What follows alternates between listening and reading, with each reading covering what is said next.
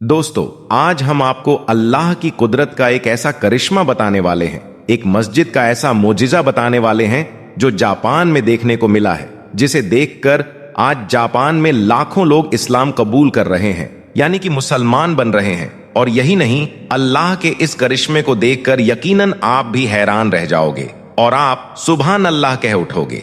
इसलिए आज का यह वीडियो आप सभी के लिए बहुत खास है। आप इसको आखिर तक जरूर देखें।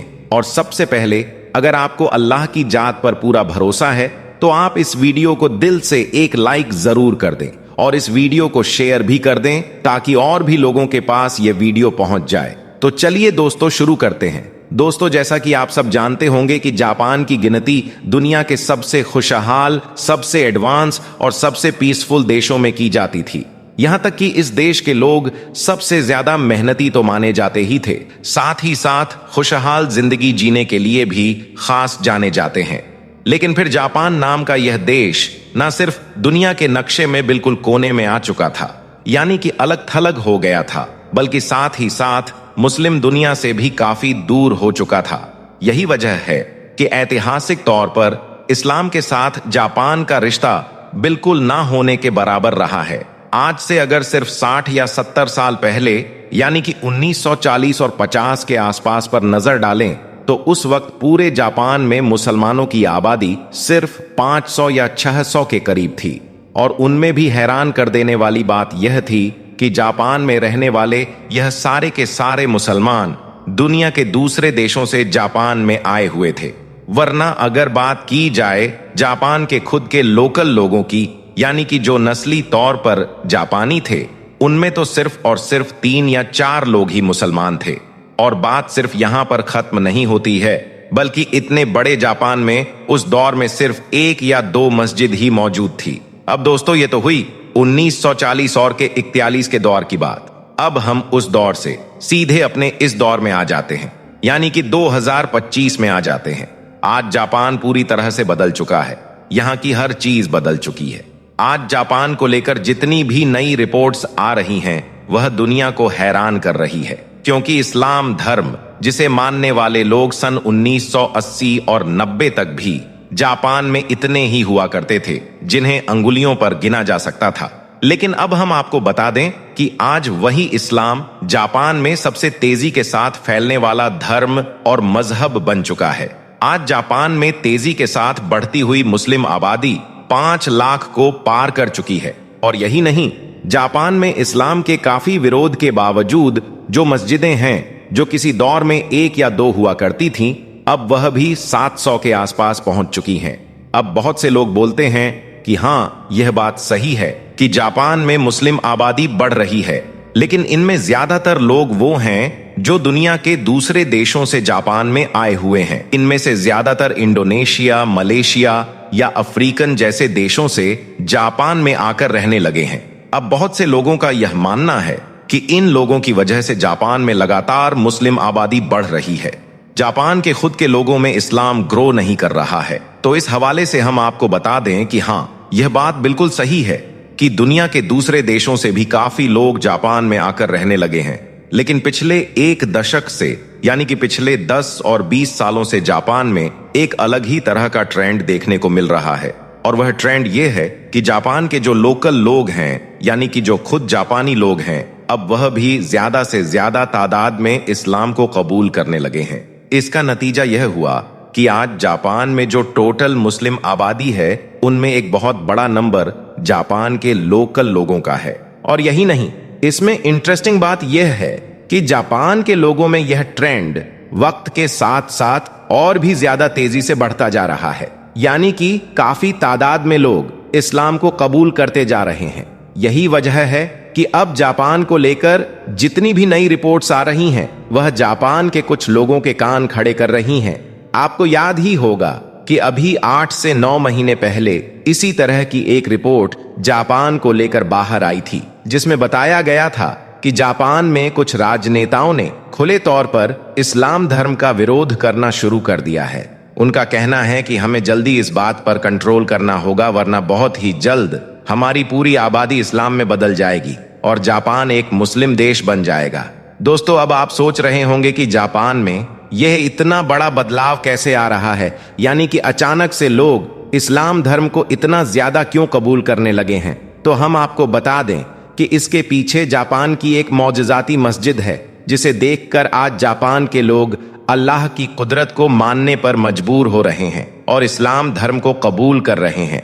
अब हम आपको जापान की उसी मौजज़ाती मस्जिद के बारे में बताते हैं, जिसे बड़े से बड़ा बम, सुनामी और बड़े से बड़ा भूकंप भी नहीं गिरा पाया। बड़े बड़े परमाणु बम गिराए गए, खतरनाक भूकंप आए, लेकिन फिर भी जापान में वह मस्जिद जैसी थी वैसी ही खड़ी रही। जर्रा बराबर भी उसमें कोई फर्क नहीं आया है, जिसे देखकर ही आज जापान में लोग इस्लाम कबूल कर रहे हैं। दोस्तों, जैसा कि हमने आपको पहले ही बताया है कि जापान में 1940 के दशक में सिर्फ 2 ही मस्जिदें थीं, जिनमें से एक मस्जिद जापान के कोबे में बनी हुई है। इस मस्जिद को आज पूरी दुनिया में मौजज़ाती मस्जिद के नाम से जाना जाता है।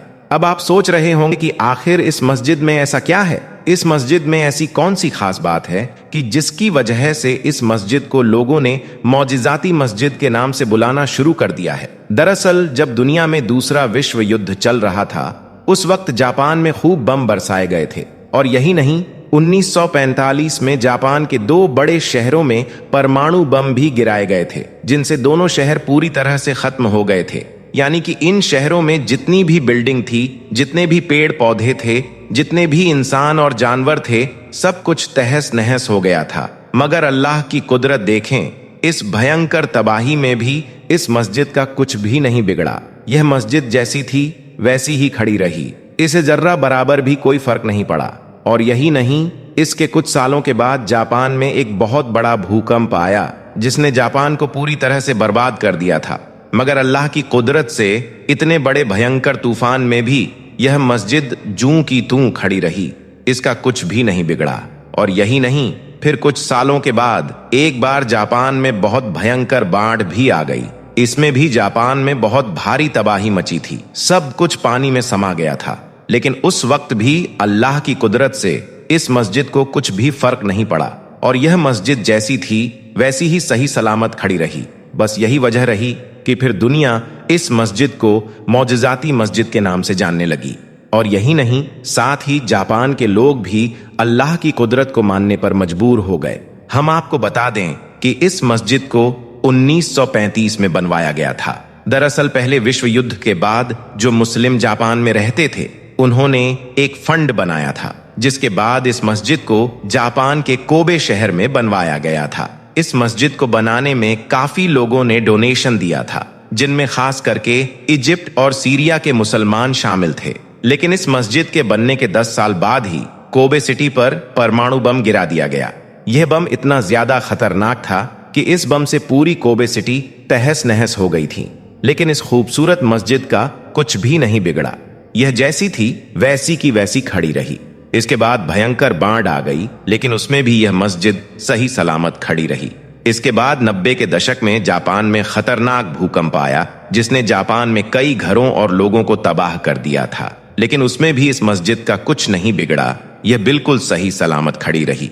और यही नहीं, यह खूबसूरत मस्जिद आज भी जापान में बड़ी ही शान और शौकत के साथ में खड़ी हुई है। बस यही वजह रही कि फिर दुनिया वाले इस मस्जिद को मौजज़ाती मस्जिद के नाम से जानने लगे। और यही नहीं, आज जापान के लोग भी अल्लाह की कुदरत को मानने पर मजबूर हो गए। बस यही वजह रही कि फिर जापान में इस्लाम का क्रेज बढ़ने लगा और जापान के लोग इस्लाम कबूल करने लगे। और दोस्तों, हम आपको बता दें कि आज सिर्फ जापान ही नहीं बल्कि पूरे यूरोप में लोग इस्लाम से काफी ज्यादा मुतासिर हो रहे हैं और इस्लाम में दाखिल हो रहे हैं। यानी कि आज पूरे यूरोप में इस्लाम बड़ी तेजी के साथ फैल रहा है, और खास करके अमेरिका में। हाल ही में अमेरिका में इस्लाम कबूल करने वालों में बड़ी तेजी के साथ इजाफा हो रहा है। हम आपको बता दें कि यही अमेरिका कभी इस्लाम को देखना भी पसंद नहीं करता था। इसने इस्लाम को मिटाने की, इस्लाम को दबाने की हर तरह की कोशिश की थी, लेकिन इसकी तमाम कोशिशें बेकार गई। इस्लाम के खिलाफ उठने वाला हर कदम इस्लाम को फैलाता ही चला गया। अमेरिका में जब हर तरह से इस्लाम को बदनाम किया जाने लगा, तो लोगों में इस्लाम को जानने की इच्छा होने लगी।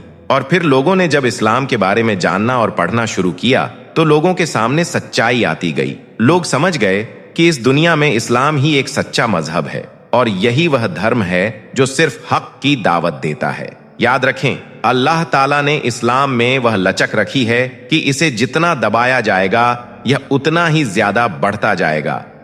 दोस्तों, जिस पहाड़ पर कभी हजरत ईसा अलैहिस्सलाम ने अपने रब से दुआ की थी और जहां से उन्हें आसमान की तरफ उठाया गया था, उसी मुकद्दस पहाड़ के अंदर अब कुछ हलचल महसूस की जा रही है। जी हां, हम बात कर रहे हैं जैतून के पहाड़ यानी माउंट ऑफ ऑलिव्स की।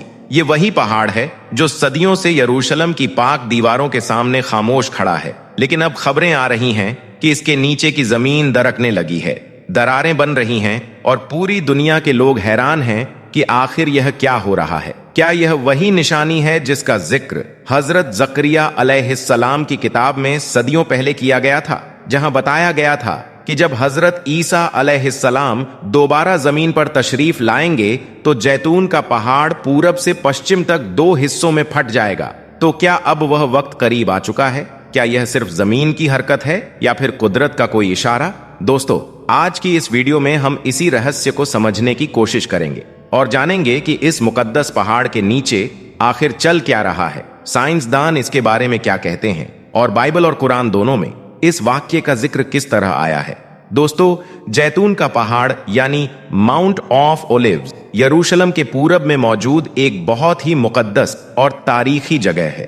यह पहाड़ सिर्फ ईसाइयों ही नहीं बल्कि मुसलमानों और यहूदियों तीनों मजहबों के लिए एक बहुत बड़ा रूहानी मरकज माना जाता है। यही वह पहाड़ है जहां हजरत ईसा अलैहिस्सलाम ने अपनी उम्मत के लिए दुआएं की। यहीं से उन्हें आसमान की तरफ उठाया गया और यही वह जगह है जहां से उनकी वापसी की खबर दी गई है। बाइबल में साफ लिखा है, उस दिन उनके कदम जैतून के पहाड़ पर होंगे जो यरूशलेम के पूरब में है, और वह पहाड़ पश्चिम से पूरब तक 2 हिस्सों में बट जाएगा और बीच में एक बड़ी घाटी बन जाएगी। हैरत की बात यह है कि आज उसी पहाड़ पर वैसी ही दरारें दिखाई देने लगी हैं जो ठीक उसी दिशा में हैं जिसका जिक्र बाइबल में किया गया था। दोस्तों, यह दरारें मामूली नहीं है। साइंसदानों के मुताबिक जैतून का पहाड़ डेड सी फॉल्ट लाइन पर बना हुआ है, जो डेड सी से लेकर रोम तक फैली हुई एक बड़ी दरार है। पहले यहां जमीन में हल्की हलचलें रिकॉर्ड की जाती थीं, लेकिन पिछले कुछ सालों में जमीन के नीचे की हरकतें तेज हो गई हैं। इस पहाड़ के नीचे बनी हजारों कब्रें भी अब मुतासिर हो रही हैं। करीब 1.5 लाख से ज्यादा ईसाइयों को इसी पहाड़ पर दफन किया गया है, क्योंकि उनका मानना है कि जब मसीहा आएंगे तो सबसे पहले मुर्दे यहीं से जिंदा होंगे। इसीलिए ईसाई दुनिया भर से अपने रिश्तेदारों को यहां दफन करते हैं ताकि वह कयामत के दिन अपने मसीहा के कदमों के नीचे से फिर से उठ खड़े हों। मगर अब वही जमीन फटने लगी है और कुछ कब्रों के आसपास साफ दरारें दिखाई देने लगी हैं। दोस्तों, इस पहाड़ के ठीक सामने एक और अजीब निशानी है जिसे गोल्डन गेट कहा जाता है। यह दरवाजा सदियों से बंद है। यही वह दरवाजा है जिससे हजरत ईसा अलैहिस्सलाम अपनी वापसी पर दाखिल होंगे।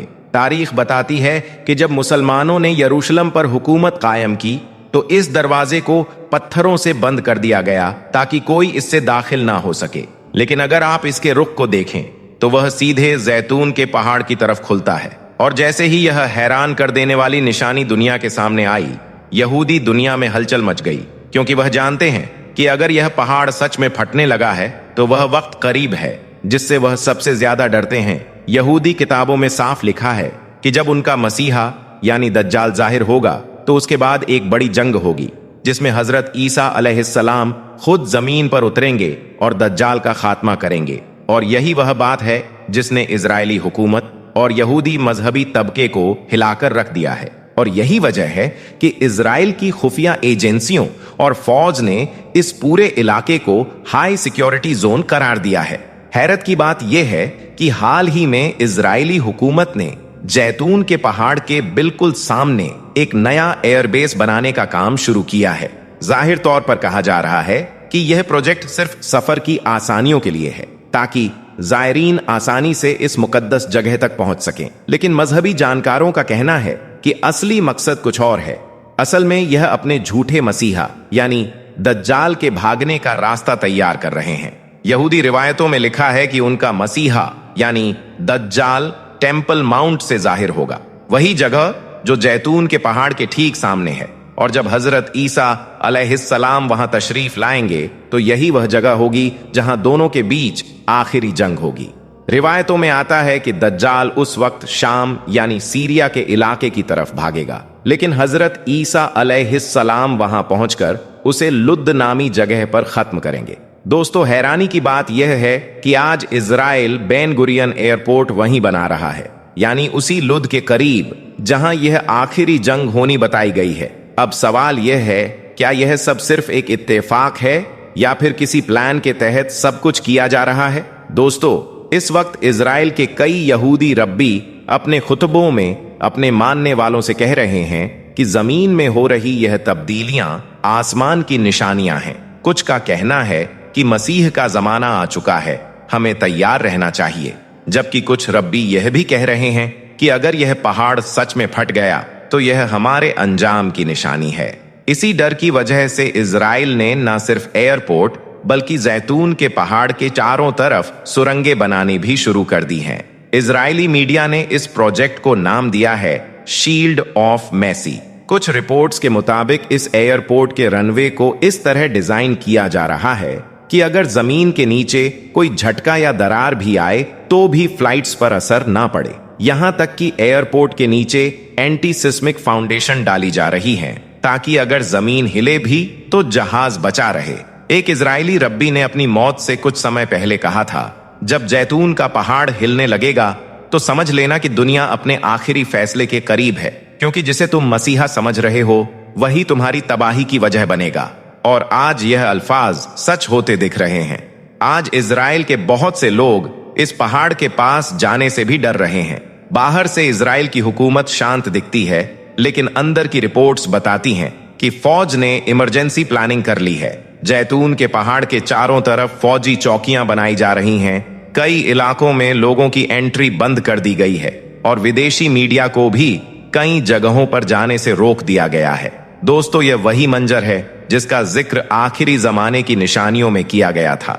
जब जमीन के नीचे से राज खुलने लगेंगे, जब बड़ी ताकतें डर के मारे अपने मंसूबे बनाने लगेंगी और जब वह सोचेंगी कि वह अपने अंजाम से बच सकती हैं, लेकिन सच्चाई यह है कि कुदरत के फैसले से कोई नहीं बच सकता। जैतून के पहाड़ के सामने बन रहा यह एयरपोर्ट अब यहूदियों के डर की निशानी बन चुका है। वह अपने मसीहा के लिए रनवे बना रहे हैं, मगर उन्हें यह नहीं पता कि जिसके लिए वह रास्ता बना रहे हैं वह उनका बचाव करने वाला नहीं, बल्कि उनकी तबाही का जरिया है।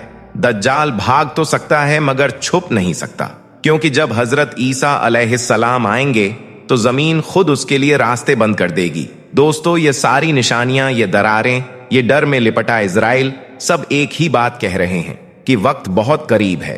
क्या जैतून के पहाड़ की यह दरारें सिर्फ जमीन की हलचल हैं, या फिर यह अल्लाह की वह निशानी है जिसके बाद दुनिया का बड़ा वादा पूरा होने वाला है? दोस्तों, यह सब कुछ देखकर अब एक बात तो साफ समझ आती है कि दुनिया अपने आखिरी पड़ाव की तरफ बढ़ रही है। वो निशानियां जो सदियों पहले बयान की गई थीं, अब एक एक करके जाहिर होती जा रही हैं। पहाड़ों का फटना, जमीन का हिलना, लोगों में डर और फितना, यह सब आने वाले वक्त का इशारा है। बाकी दोस्तों, आपकी इस वीडियो के बारे में क्या राय है? कमेंट बॉक्स में अपनी राय जरूर बताएं।